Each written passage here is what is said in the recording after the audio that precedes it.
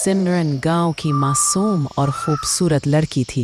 गुर्बत के बावजूद बड़े ख्वाब देखती थी। एक दिन गांव के सबसे अमीर खानदान से रिश्ता आया और सबने कहा।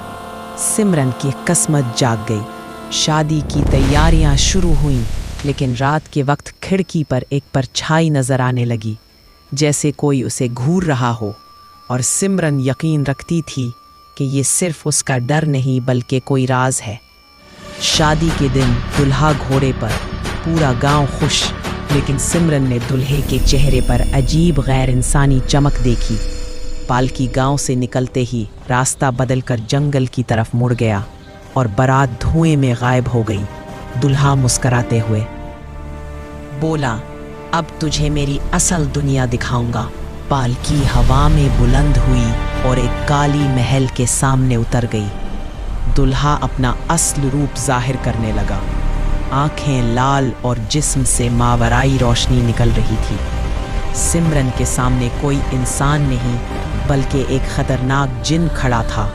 रात को तहखाने में सैकड़ों कैद दुल्हनें रोती हुई नजर आईं।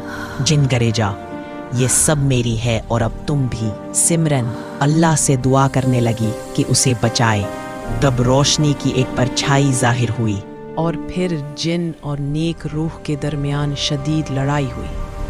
आखिरकार बुरी जिन राख में बदल गया और तमाम कैद दुल्हनों की रूहें आज़ाद हो गई। सिमरन बेहोश होकर गिरती है। जब आंखें खुली तो वो अपने गांव में थी, वालदैन के दरमियान, मेहंदी ताज़ी और जली हुई राख के निशान के साथ। और सिमरन मुस्कराई क्योंकि वो जानती थी कि उसने मौत से लड़कर अपनी ज़िंदगी वापस पा ली है और वो कभी उस परछाई को नहीं भूलेगी।